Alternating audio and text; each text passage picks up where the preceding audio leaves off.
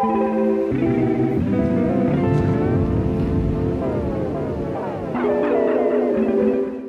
to the worst gig of my life.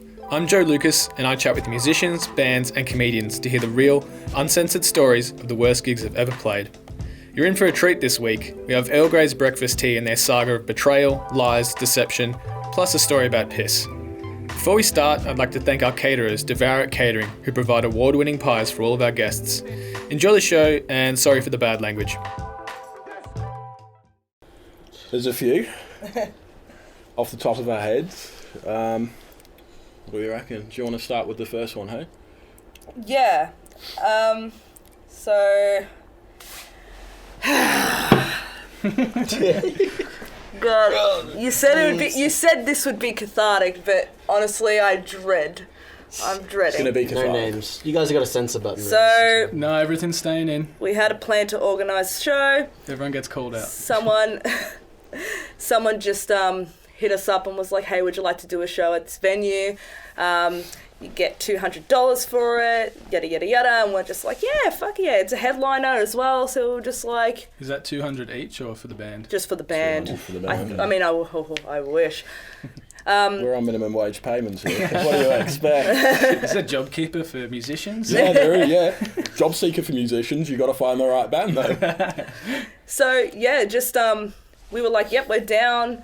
They were like, "We'll take care of the support artists, etc., etc." And we're like, "Sweet." Came back to us a few weeks later, just kind of like showing us like the poster, letting us know that the event would be up soon, and like we had a look at the poster, and we were just sort of like, "Oh no," because essentially this bloke had taken another one of our posters that another artist already did up for us at another show, pretty much recycled it. Added different font. And I'm guessing you're not allowed to do that, hey? No. We were sort of a bit just like, Robbing bastards. That's Yeah. the word. And we say take care of. They'll take care of the support acts.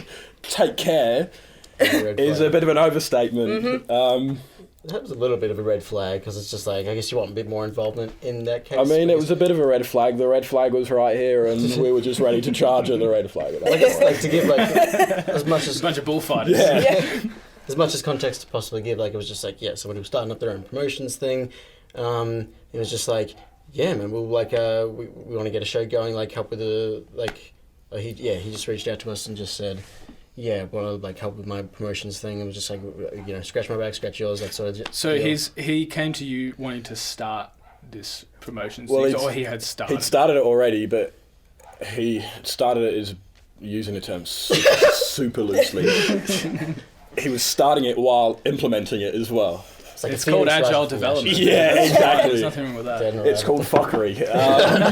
So basically, he was like, "Okay, I'm going to start this promotion company." Yeah. And hopefully that's going to pay my bills, and it did pay his bills in more ways than one.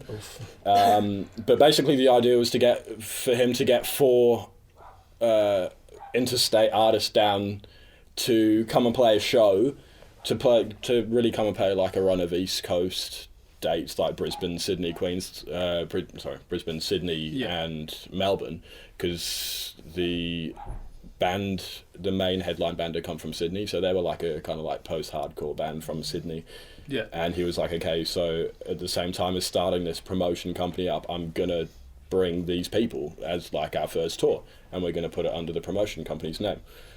So he brought the artist down, and that's when we got the message. We knew him from a friend, like a mutual friend in uni. Yeah. Who we won't name.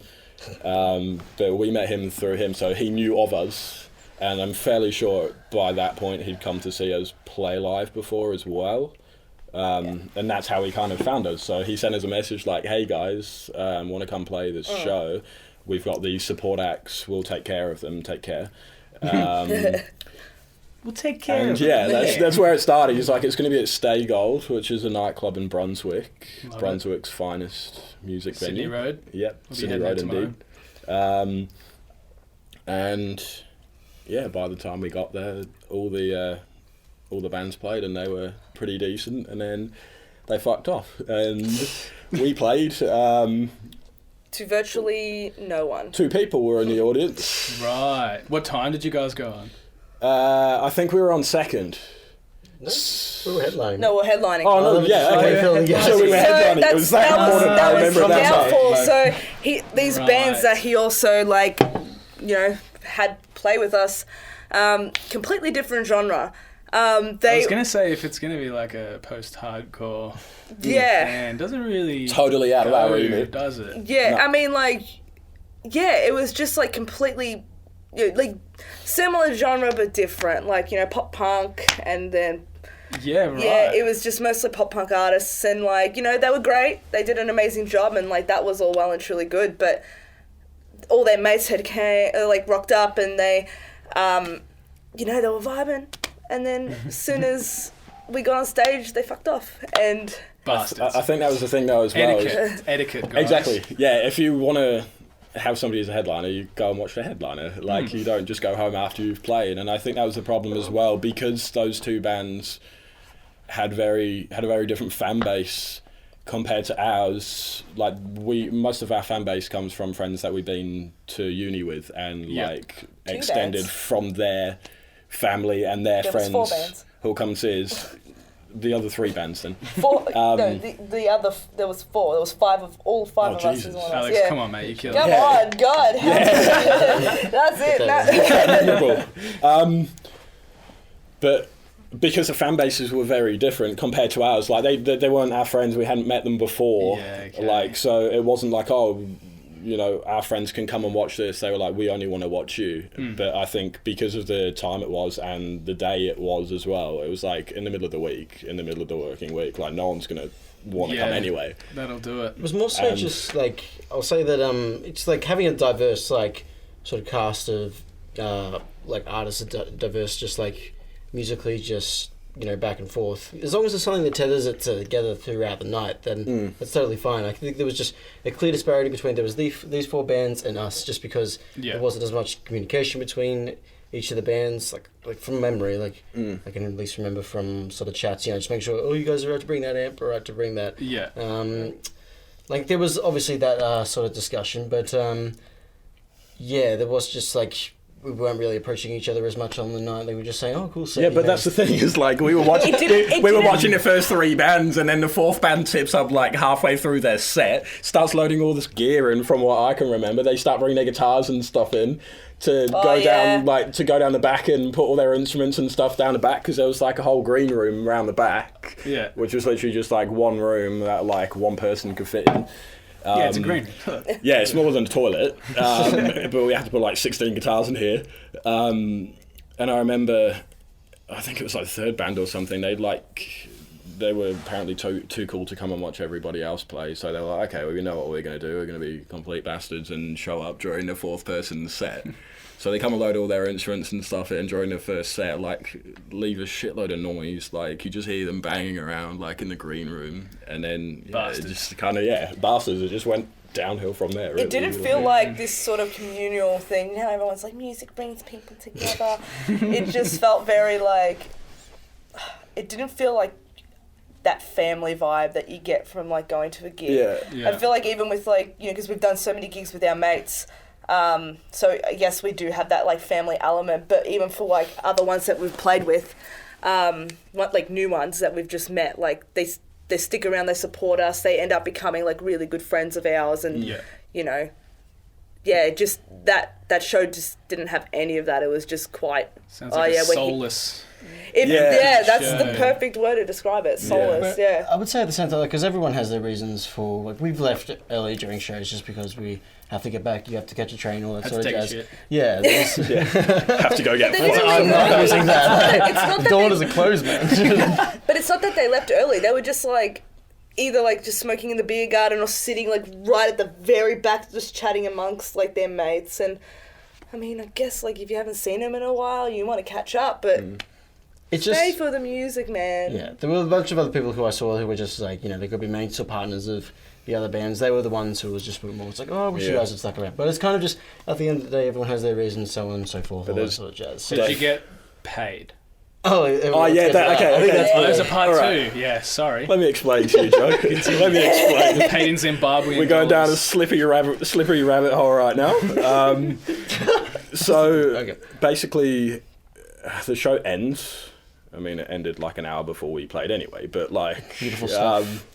everybody goes home. I'd like to say at least everybody went home, but it seemed that everybody had gone home at least an hour before the show actually ended.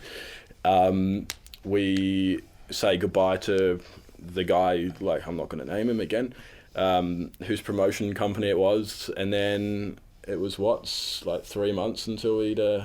Yeah, we hadn't heard anything from because it was just basically who the guy who was handling the event was the one who sort of promised they'd sort out the payment and everything like that, but the issue was, obviously, we never saw it. There was a whole bunch of just like, oh, yeah, I'm just waiting for the venue to clear the invoice, all that sort of jazz. And, a bunch of, like, buzzwords being thrown around, and it's just like... Oh, I haven't heard back from them yet, etc., etc. So, basically, just putting any excuse in the way he could to not give us our payment, which, we wouldn't... Like, I'd like to say we wouldn't usually mind if they'd at least have contacted us before. Like, we're more than happy to take that hit on the head if we don't get any money, for example, and if we don't get enough people through the door, we're fine with that. Listening at home, Earl Grey's breakfast tea will play for free. But the red flag again, whipped out the flag bag straight in front of our face. Come on man, come Crimson on. flag. Exactly. Come on son, we've got to fight. Didn't hear back for him for 3 months. Every time we tried to chase up the payment, he was just like, "Oh yeah, we'll pay you. It's coming." And we gave him in the typical way that a thieving bastard would. But then it gets to 3 months, and then we're like, "Okay, screw this. Like, fuck this. This is just bullshit now. Like, we want our money." It's time to break some kneecaps. Brandishing fist gives our money. So we did, and with that fiery rage, we were just like, fuck, we're not getting paid. We're just With that fiery rage, we fucked off. Yeah. So basically, it took like 3 months later. This didn't even happen through like a messenger or anything. It wasn't until we hopped on Facebook and just saw, don't trust this guy, so and so, because he's stolen $2,000 from us. So he basically found out in the end that the main headline that was supposed to headline that show, which wasn't us. Wait, really? They'd done like a whole East Coast tour, and he'd meant to pay them, but he'd taken all of their money, and they hadn't heard from him for 3 months as well. So he basically taken like $2-3 grand, pocketed him for himself, and became a street entertainer with the back of that $3 grand, and now some legal fees to pay. Now he's making a killing. Some balls. He juggles now. Yeah, he juggles people's debts, but he's got his own. You fucking stole my line! I've been thinking about that one all night. Stole my line, fucking bastard. All the power to him. I'm sure there's a redemption story in there somewhere. Such an elaborate way of stealing money. You think of all the time and effort he'd put into that. Yeah, it is. Could have done an online uni course. He could have done anything, but that's so much effort. It was like it kind of just reminds me of Fire Festival. Just like the dude, he actually looked like the dude. It was funny. Except your show actually happened, so you got that over. Your show was better than Fire Festival. Yeah. True. I guess Fire Festival meaning the payment aspect of it.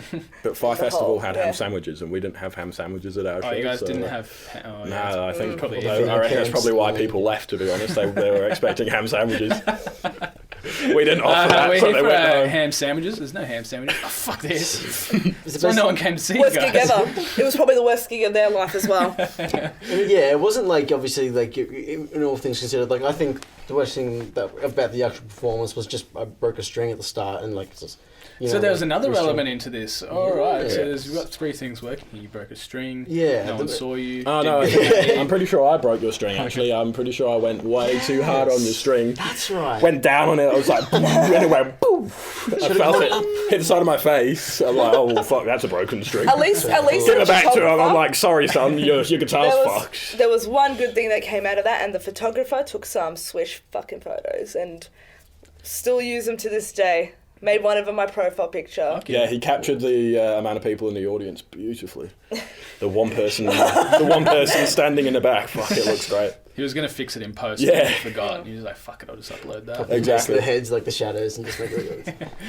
But yeah, essentially at the end of the day, it's just like our show was just like sort of a little like kind of cliff note, like a short story almost compared to the big thing, which was the $3,000 steal. That was much more like. And so we were messaging after that because we thought, let's jump back in because That's the thing. This is like the perfect time to get involved. I kind of think we should consider ourselves lucky because he didn't shaft us in the way that he'd shafted the other bands. Look, $3,000, we still got like something out of it, like exposure.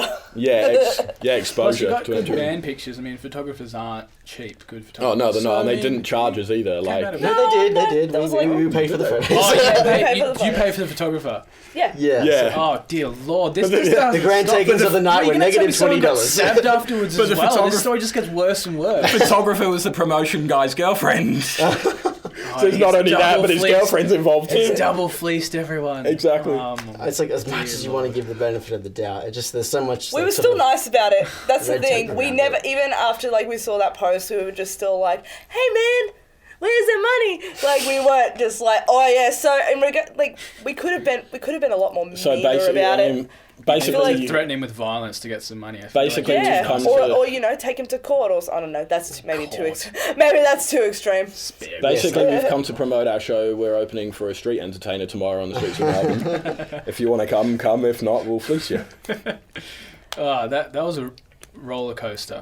Yeah. And is there anything you're leaving out of this story? Because every time I ask a question, you put something in there. I think the only thing was honestly, like the posts were taken down from this big band who was saying, you know, it was exposing them with all the screenshots. It was just, I was reading it like, oh my god, this is the best thing I'm reading all day. It's just like, well, they it sucks that deleted it? this band, I'm sure there's some sort of like legal reasons, all that sort of stuff. I don't know what the case is right now. That's for them to figure out. We just got stiffed out a couple hundred. That's fine. This band, hopefully they get rectified and stuff. But at the end of the day, it was. I was going to end that sentence with something. At the end of the day, we didn't get fleeced as much as we should have been fleeced. So let's. It was meant to happen. It's that You got a mini fleecing, some got a major fleecing. Yeah. I mean, like, we complain about it now, obviously, but I think in the grand scheme of things, having gone through that, like any experience, it shows Get your us, details. Yeah, it That's shows just us a what bit to of a do learning for the lesson. future, I guess. It's like a Yeah. learning curve. Like, as you said, it's like in the future, we now know how to approach it, and we now, I think, approach those kind of situations wanting to get as much details as possible, like you said, as well. Absolutely. It's kind of just like not leaving any stone unturned, like being able to know what's going on at all times, I think is important because then we won't get fleeced again. But Yeah, for sure. It's a learning experience. And if you don't fail, you don't learn. So now you know for next time. exactly, like you have to go through these things to better yourself as a band in the future, and now we are stronger off for it, I think. I agree. So you've all grown closer through this shared pain. We're stronger Yeah. off of it and we sound better.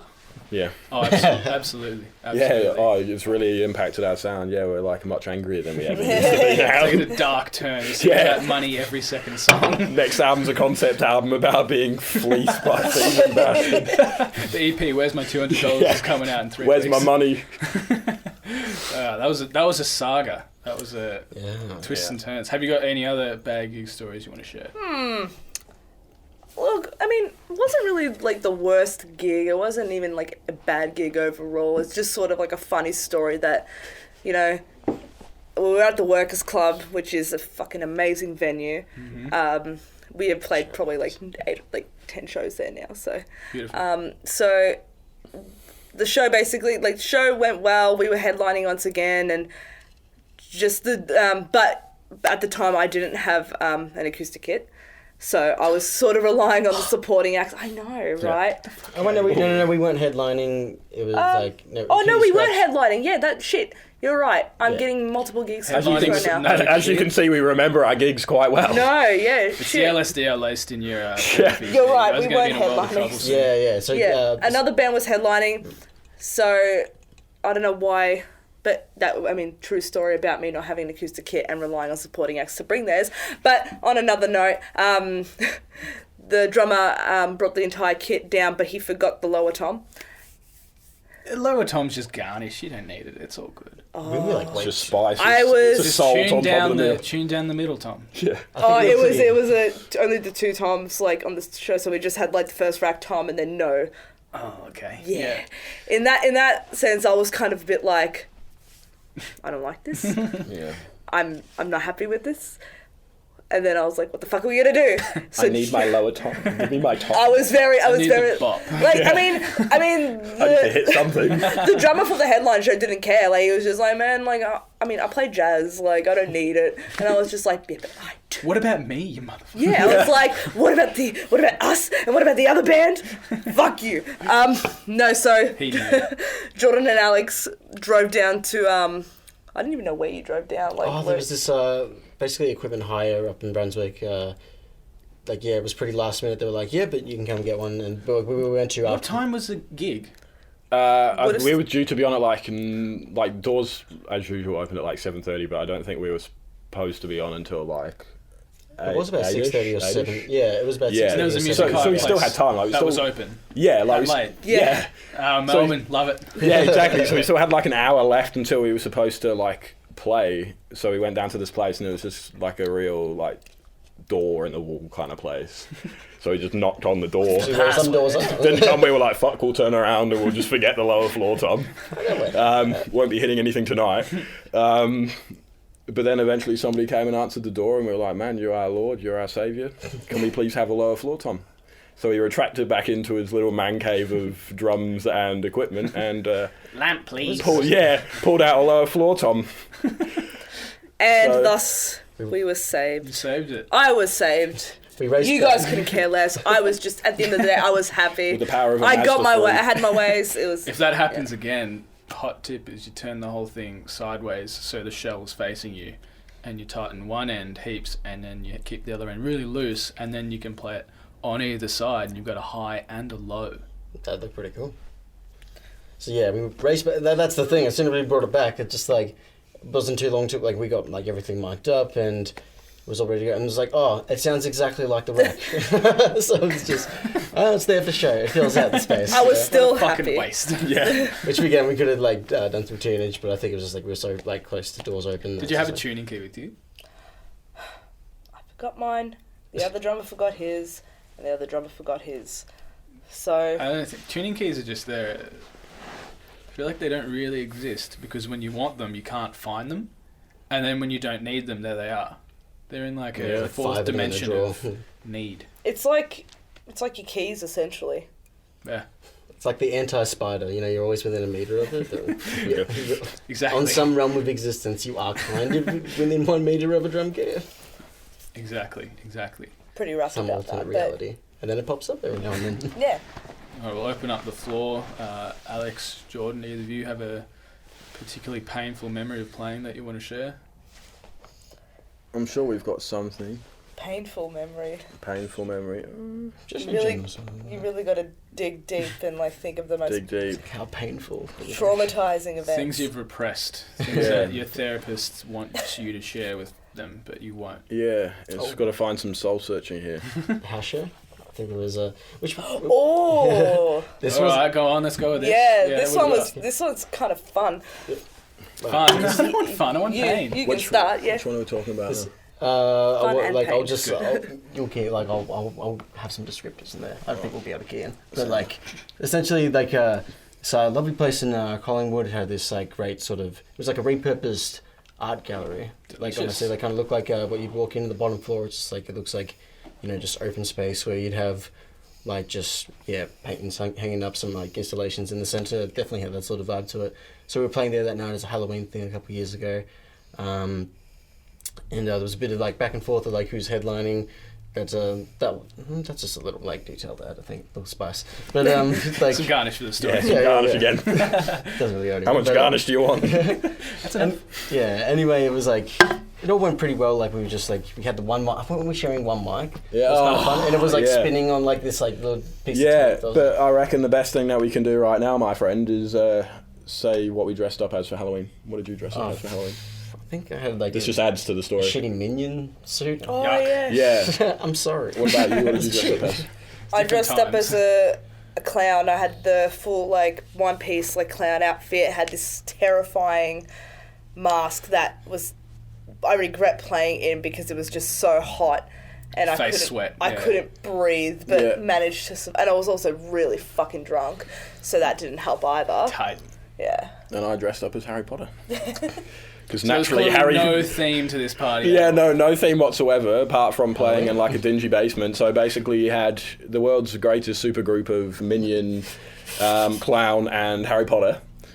And yeah, I'll let you continue the story because that mic thing was pretty interesting. Jordan, take it away. Yeah, come on. You've got the spotlight, my friend. Yeah, but our show went well. We had to kind of time a bit short just because, like, the next act, someone needs to catch a train, so we're just, all right, let's speed it up a little bit. Yeah. But yeah, people were awesome. They were all, like, hanging around. It was a good turnout and everything. And then later on, we're just, like, mingling after the show and stuff, just talking to people. And then we hear that there's been a bit of drama upstairs.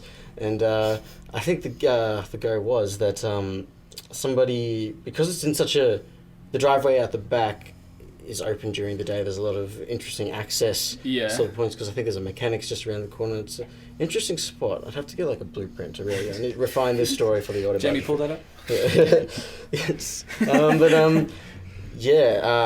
What we heard was that upstairs somebody had come in.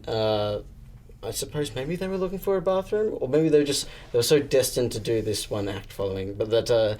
I think they were probably. Keep in mind they were just so fucked gagged. off on just drugs. What is it, please? Oh, obviously it's sober as, A Teletubby gacked off his face, comes upstairs, nobody questions it, they're like, that's normal, Teletubbies come upstairs, and proceeded to walk into this guy's room, the guy who was putting on the event, and No, it was his house. It was his housemate's or his housemate's room, bedroom. pissed all over his laptop, I think his keyboard was it as well. For what I know, it was I think it was just a laptop and like a bit of the carpet. And Yeah, basically couldn't help himself, didn't seem to realise the toilet was right next door. Fucking hell. And the host walks in and he's just like, "What the fuck are you doing?"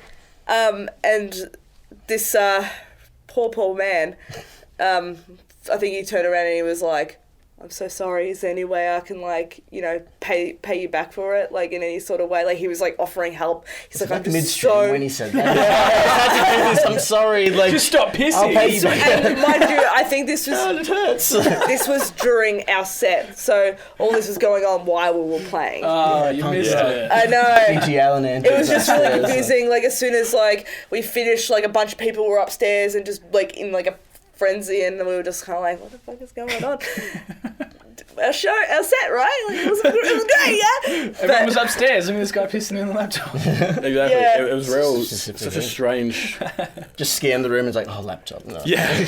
That's where I'm going. Bin, Such as- no. Laundry basket, no. Yeah, no. Laptop. Bathroom that's right Go next on. to the room? Pff, no. Such a strange... such a strange place to have a show to begin with. Was it at someone's house? You said his Yeah. roommate. Well, so it wasn't a basically- venue, it was a house. No, it's Yeah, like this yeah, big, absolutely. like, reconditioned, like, repurposed art gallery kind of thing. Like, it was like a big warehouse, almost, with, I like... always want to live in one of those. Yeah, houses. wooden- It's Sweet sick. place. Like, It's a really, really nice joint, but It's Yeah, just really, weird it's to play. kind of Piss, like- it's no good. One mixing desk, like, the same, like, that by that. We all had to plug in through the same mixing desk. Like, we could not hear each other at all. We had to share the same vocal mic. Jordan was like, wearing 'cause socks and kept We're slipping different everywhere. heights, so It's not yeah, for it did not sure. work. Power slides. Anyway. Yeah, but Yeah, but it was an interesting place. Just like as like the garage door was sort of open and like anybody could really access it, and there was like the downstairs toilet where I think like a bunch of like homeless people would come like to use, which I guess Did they But leave it open for that purpose, or it just happened? it Just just happened, happened basically. essentially. But at one point I needed to use the bathroom, went in there, and Someone's in there shooting up. no, it was. I don't know if this is better or worse, but just like shit stained like underwear in like in the toilet. Like it was just like black pair of undies with like skid marks all over it, soaking wet. bloody The marvellous fucking story, isn't it? Teletubby again. God Yeah. damn. Shocker And, of the night. and I Teletubby's was- got no bowel control. And I was just sort of like, oh shit. Went up to walked down, went to the host, and I was like, dude, what the hell are we gonna do about that? Because I am not peeing on that. You mean, what are you going to do about it, Izzy? I couldn't. I have a weak stomach. I couldn't. Go get Steve handle the Irwin, sight he'll of it. handle anything. And the smell. And I'm pretty sure the guy had to just get like a toilet plunger and just sort of like like lift it and like toss it out Pretty spicy. just on the streets. Yeah, it was. Before we delve a bit too further down the track of bowel movements, as much as I welcome it, what advice would you give to a band that has just had the worst gig of their life? We'll go down the line, everyone give one each. So, Me first? you Or are first, left to right. First in line. what advice would I give to someone? Keep on keeping on. Don't let it affect you. Cliche. It's, I mean, Be the best yeah, that you can be. yeah, I mean, just vibe and... Actually, no. I changed my mind. Take fucking action. Ooh. Okay, if you Yeah. have dealt with That's the your shitty, camera as well, by the way. If with you wanna, this if you one wanna here, call, if you someone had a else. shitty venue booker or a shitty, like, any of the people at the venue are shitty, and you have a issue with it, take action and fucking do something about it. Make sure those cunts get into trouble, and Do something legal. feel satisfied in the end. Yeah. Take it up. I don't know. Legally. But legally, don't, smash their windows Legally. or anything. Don't do anything violent. Don't kill anybody. Just take action via email. Fuck yeah.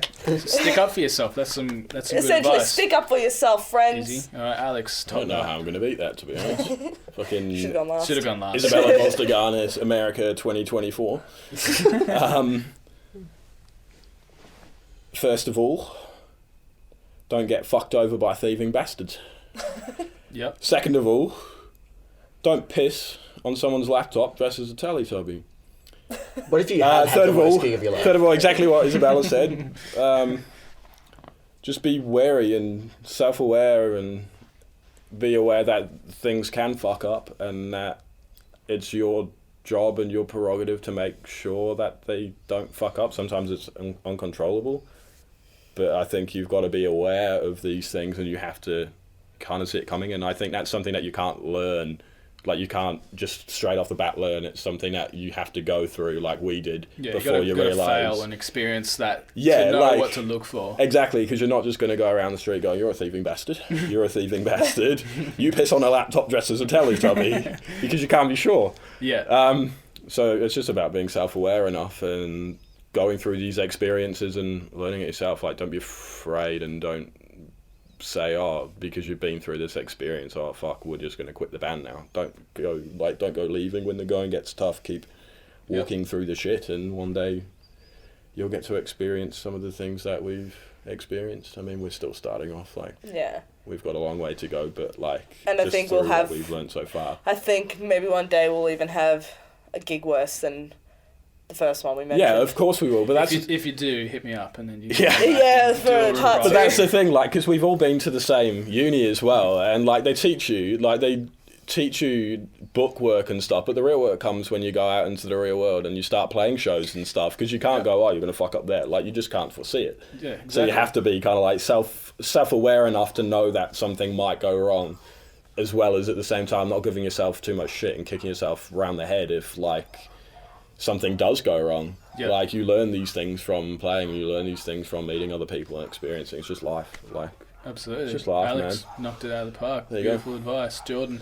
Yeah, so They've honestly, I should have put a limit on the sentences.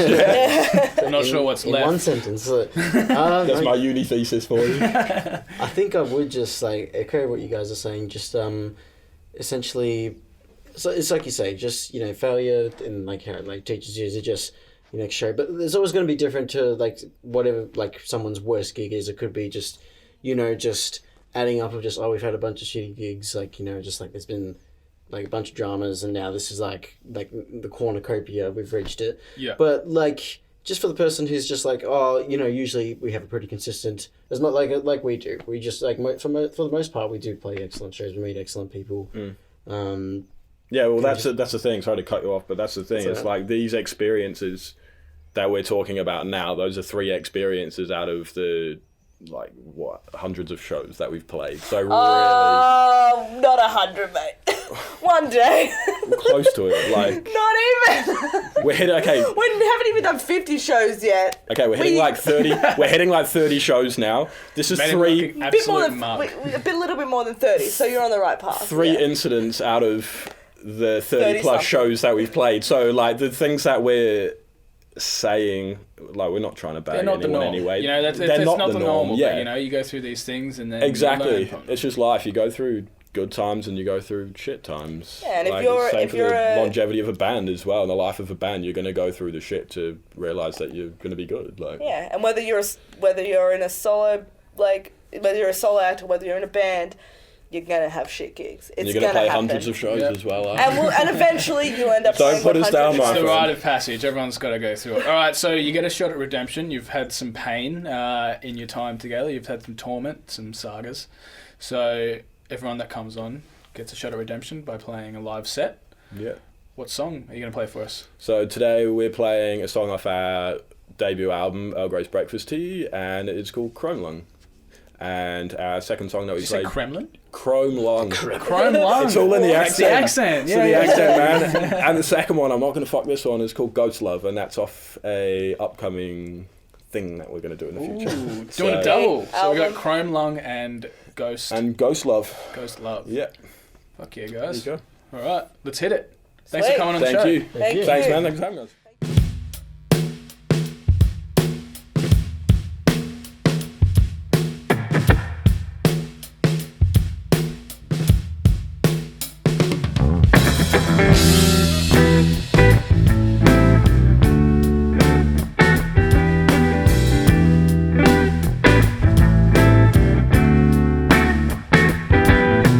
Then again, Finn collected aerosol tins as a kid. He sucked the air out of antiperspirant, cold and sweet insulin inhalation in his in eyes, deodorizing parental concern.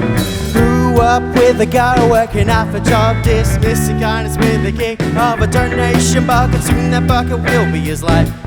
The kick will be a repressed high.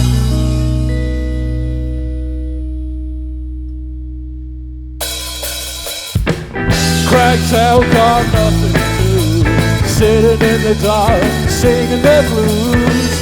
King of the couch, I'm coming for you. Gonna make you say upside of your room. Hey!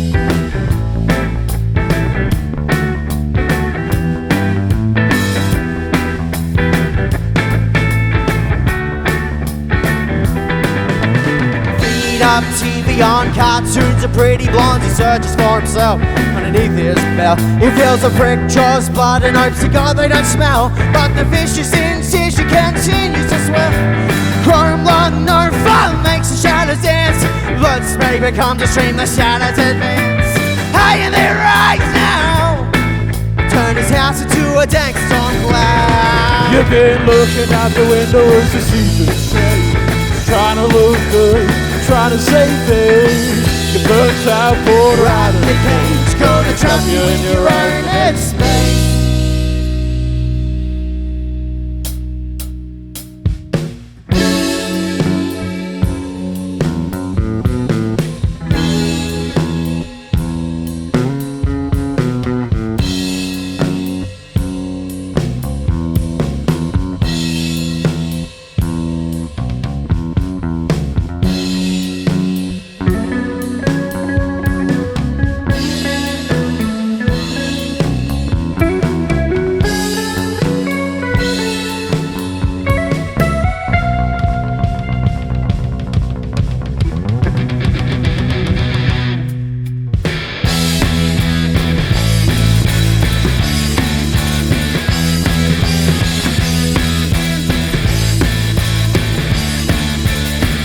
I feel again, face to face with an old friend.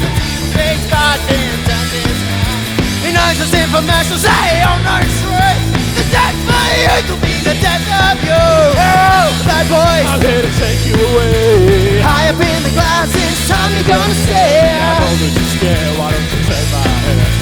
And again, it was never seen Yeah, the blood that runs since you let go. Step into your mind, you find it's covered in chrome. See my man, the apparitions are true. We're coming for you!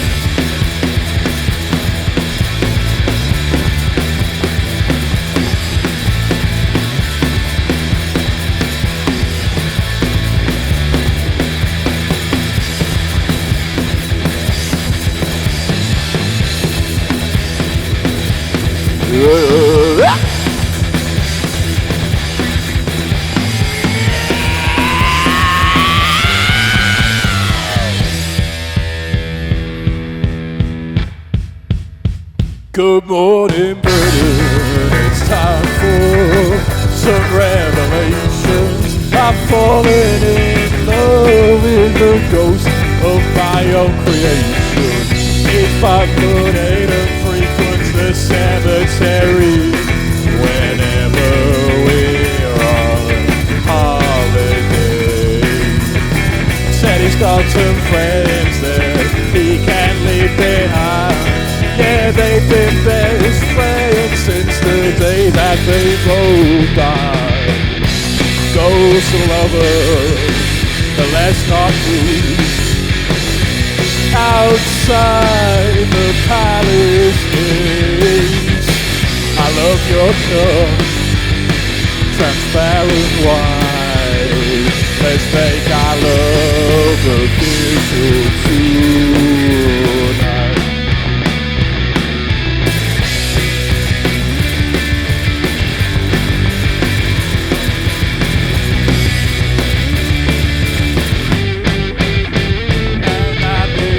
In my mind by searching for solutions online, but I just can't cure a love like ours, 'cause it ain't like anyone else's.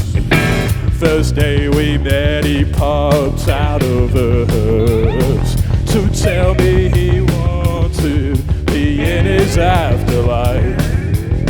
Since then I've traveled worldwide, claiming to be his lovely ghost bride. Hey! Ghost lover, oh let's not boot. Outside the palace gates, I love your cup, transparent wine. Let's make our love official tonight.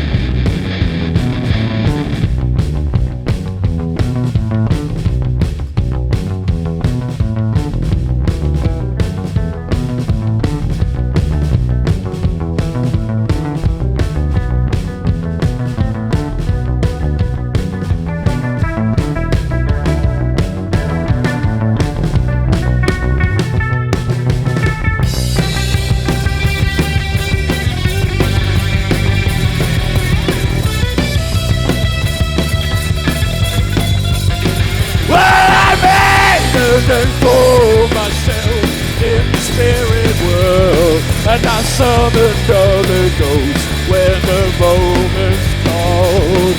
But nothing comes close to his reflection at the window, 'cause I'm in love with the ghost and it feels supernatural.